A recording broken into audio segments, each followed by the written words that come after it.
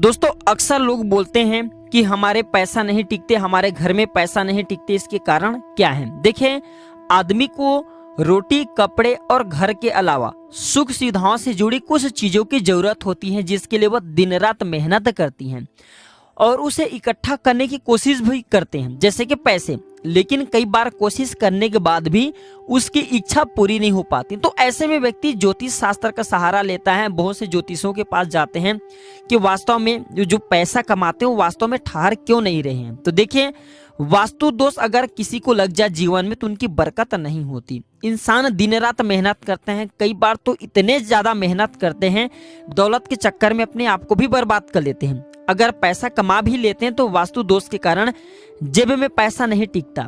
जैसे पैसा आते हैं वैसे चले जाते हैं, खर्च बहुत अत्यधिक हो जाते हैं। आसान भाषा में कहें तो पैसा में बरकत नहीं होती।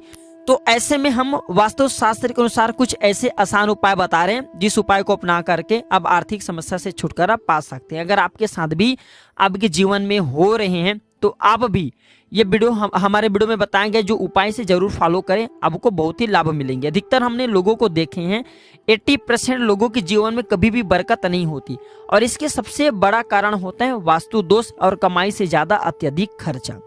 जी हाँ दोस्तों, कमाई से अत्यधिक ज्यादा आपके खर्चा होने लगे तो कभी भी आपके आत्म कल्याण नहीं हो पाते।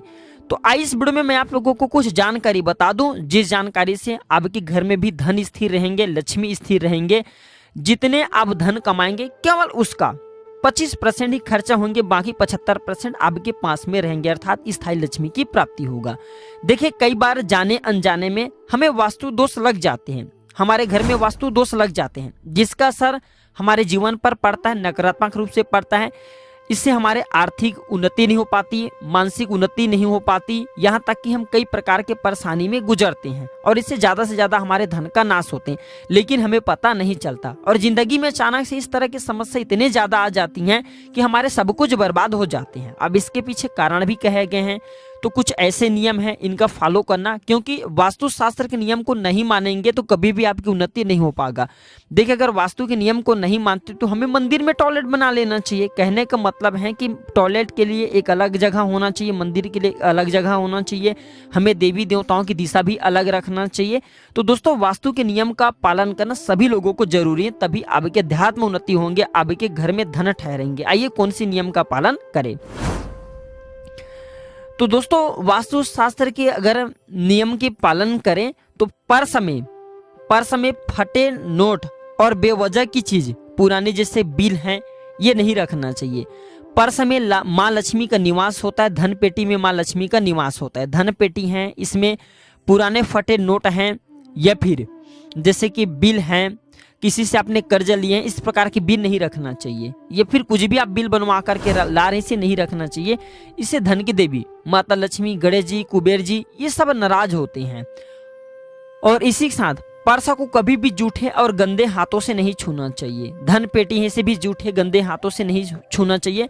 पैसा जब आप गिनते हैं तो गलती से थूक लगा करके नहीं गिनना चाहिए। बहुत से लोग जो हैं पैसा गिनते वक्त थूक लगाते हैं। दोस्तों, ये छोटे छोटे जो हम जीवन में ये सब दिनचर्या को अपनाते हैं, हमें बहुत ही बर्बादी को ले चलते हैं।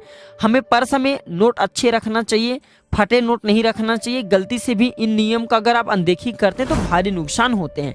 ज्योतिष शास्त्र की दृष्टि से देखें तो घर का ईशान कोण बहुत ही पवित्र स्थान होता है, इसलिए यहाँ पूजा घर बनाने की सलाह दी जाती है। ऐसे में भूल करके अगर ईशान कोण को आप गंदा रखते हैं तो बिल्कुल ही आपके घर से सुख, शांति और समृद्धि, ये सब चीजें छिन जाते हैं।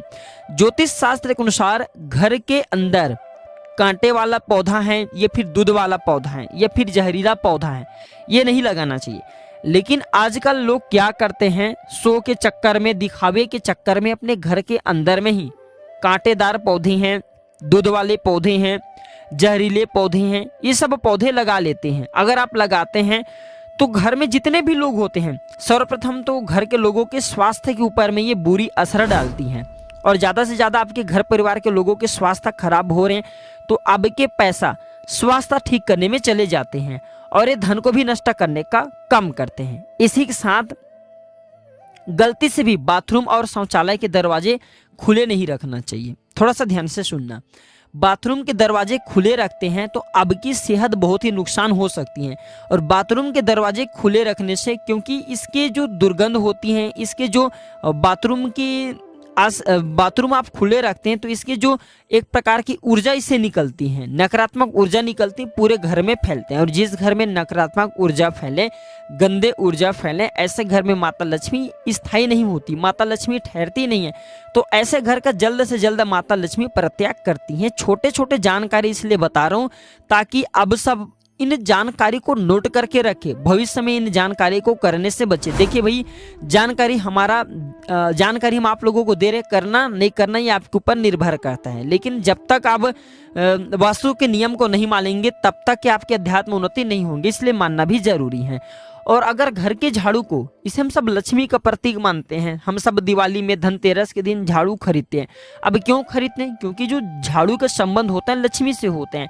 तो घर के झाड़ू को हमेशा छिपा करके रखना चाहिए। झाड़ू को धन या फिर पूजन स्थान के पास रखना चाहिए, छिपा करके लोगों के नज़र से रखना चाहिए। क्योंकि लोगों के नज़र में दुआ और बद्दुआ, लोगों के नज़र में अच्छे और खराब, ये दोनों प्रकार की शक्तियाँ होती हैं। झाड़ू कभी भी फट से हमें अपने आंखों से नहीं देखना चाहिए, झाड़ू हमेशा छिपा करके रखना चाहिए। झाड़ू को लक्ष्मी का प्रतीक माना जाता है, जैसे कि पैसे हैं, नोट हैं, इसे भी लक्ष्मी का प्रतीक माना जाता है। क्या अपने नोट को, क्या आप अपने पैसे को आप किसी को दिखाते हैं, दिखा करके रखते हैं? नहीं, बिल्कुल आप छिपा करके रखते हैं। तो कहने का मतलब है कि झाड़ू को भी धन का प्रतीक माना जाता है, इसे भी छिपा करके ज़्यादा से ज़्यादा रखना चाहिए।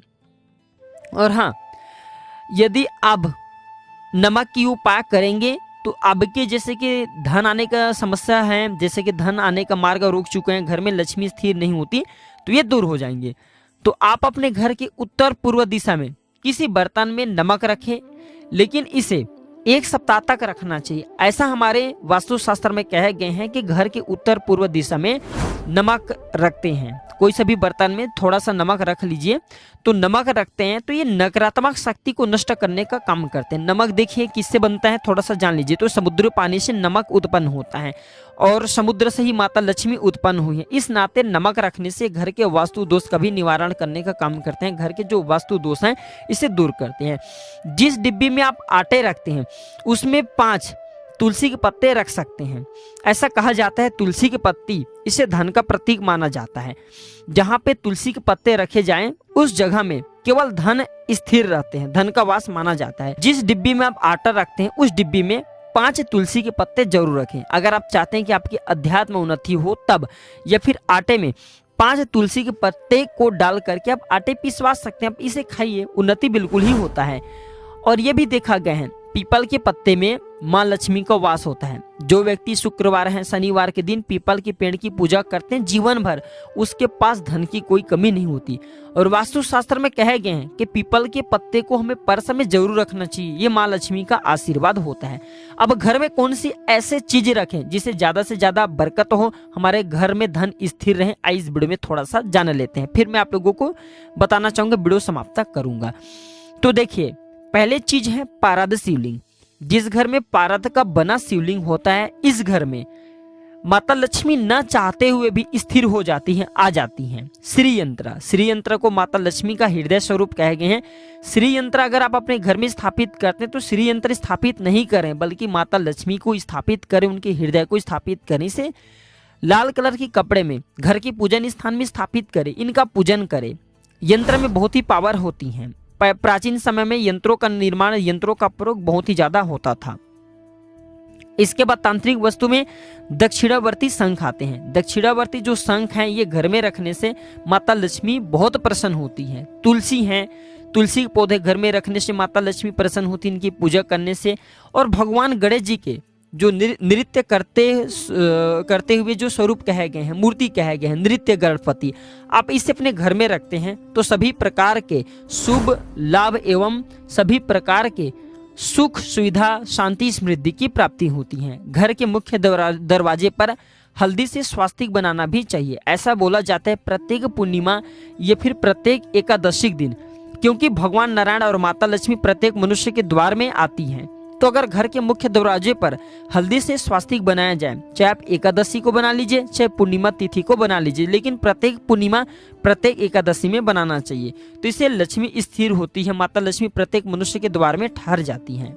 और दोस्तों, घर के मुख्य द्वार पर हो सके तो स्वास्तिक बनाते हैं, लेकिन घर के मुख्य द्वार पर 1 लोटा जल जरूर रखना। ऐसा माना जाता है घर के मुख्य द्वार में आपको अगर 1 लोटा जल और उसमें 1 गुलाब डाल करके रखते हैं तो माता लक्ष्मी बहुत प्रसन्न होती। माता लक्ष्मी सोचती है कि मेरे आगमन के लिए रखा गए हैं। एक और उपाय बता रहा हूँ, अंतिम उपाय बता रहा हूँ। ये उपाय आपके लिए बहुत ही रामबाण साबित होंगे, फायदेमंद साबित होंगे और लक्ष्मी स्थिर भी रहेंगे।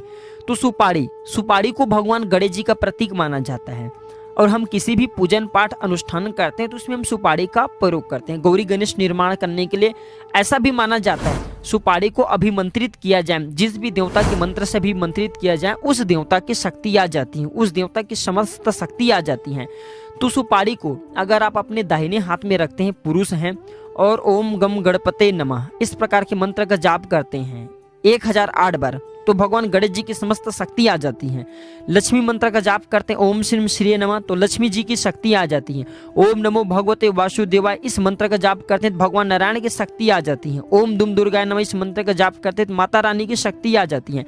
तो जिस भी देवी देवताओं के प्रति आपकी आस्था है, विश्वास है, उस देवी देवता का 1008 बार सुपारी को रख करके आप मंत्र जाप कीजिए, लेकिन घी का दीपक सामने में जलाना है और इसके बाद इसे लाल कलर की कपड़े में लपेट करके आप जो है आप इसे अपने तिजोरी में रखिए। ऐसा माना जाता है जो सुपारी कोई साधारण चीज नहीं होती। हम हिंदू धर्म में पूजन पाठ करते हैं तो इसका ज्यादा से ज्यादा इसलिए प्रयोग करते हैं। सुपारी व्यक्ति के दुर्भाग्य नाशक कहे गए हैं। व्यक्ति के जो जैसे कि अध्यात्म उन्नति नहीं हो पा रहे हैं, व्यक्ति के जीवन में परेशानियां आ रही हैं, तकलीफ है, ये तकलीफ नाशक कहे गए हैं, दुर्भाग्य नाशक कहे गए हैं और ये ज्यादा से ज्यादा ये आपके घर में सौभाग्य बढ़ाने का काम करते हैं। तो आज भी बहुत से लोगों को आपने देखा होगा अपने तिजोरी में सुपारी रखते हैं। अब ऐसा क्यों करते हैं? क्योंकि सुपारी रखने से ज्यादा हमारे घर में धन में वृद्धि होती है, हमारे घर में सुख शांति का वास होता है, ज्यादा से ज्यादा हमारे अध्यात्म उन्नति होते हैं। कोशिश करें आप अपने पर्स में एक जागृत सुपारी जरूर रखें। जो सुपारी आप उसे मंत्रों से सिद्ध करेंगे तो उसे लाल कलर के कपड़े में लपेट लीजिए, या फिर लाल कलर के कपड़े में नहीं लपेटना चाहते तो जो मौली धागा उसे आप लपेट लीजिए, अपने पर्स में रखिए, धन पेटी में रखिए, आपकी उन्नति होगा। कई स्थानों पे कौड़ी को भी रखना कहे गए हैं। तो 5 कौड़ी अगर आप केसर के साथ में 5 कौड़ी थोड़ा सा केसर ले लीजिए, चांदी के सिक्के ले लीजिए, इसमें बांध करके लाल कपड़े में बांध करके तिजोरी में रखते हैं, धन स्थान में रखते हैं तो ज्यादा से ज्यादा धन में वृद्धि होती है। कई जगहों पे भी ये जानकारी मिलते हैं कि हल्दी की जो गांठ है इसे भी रखने से, हल्दी की गांठ पूजन स्थान में रखने से, धन पेटी में रखने से, पर्स में रखने से भी ज्यादा से ज्यादा लक्ष्मी की प्राप्ति होती है। तो अगर आपके भी धन नहीं ठहरते, लक्ष्मी स्थिर नहीं है, तो वीडियो में बताए गए उपाय को आप जो है करके जरूर देखिए। और हाँ, सबसे ज्यादा से ज्यादा कोशिश करें आप अपने घर में वास्तुशास्त्र के नियम को पालन करें। जो व्यक्ति वास्तुशास्त्र के नियम का पालन करते हैं ऐसे व्यक्ति की कल्याण होता ही होता है। ऐसे व्यक्ति के घर में रहने वाले जितने भी लोग हैं सभी लोगों के अध्यात्म उन्नति होना स्वतः ही शुरू हो जाते हैं। तो आशा करता हूं कि इस जानकारी से आप सभी लोगों का भला जरूर होगा। वीडियो अच्छी लगी हो तो इसे अपने तक सीमित मत रखिएगा, इसे आगे जरूर शेयर करना। छोटे छोटे जानकारी अगर आप किसी को शेयर करते हैं तो ये लोगों को काफी मदद करते हैं, लोगों के लिए काफी हेल्पफुल साबित होते हैं। तो दोस्तों आज की जानकारी पर समाप्त करता हूं। दोस्तों वीडियो अच्छी लगी हो तो इसे अपने तक सीमित मत रखिएगा, इसे आगे जरूर शेयर करना। दोस्तों हम जल्द जुड़ते हैं आप सभी से किसी नए और एक अच्छे जानकारी के साथ। वीडियो देखने के लिए धन्यवाद। नमस्कार।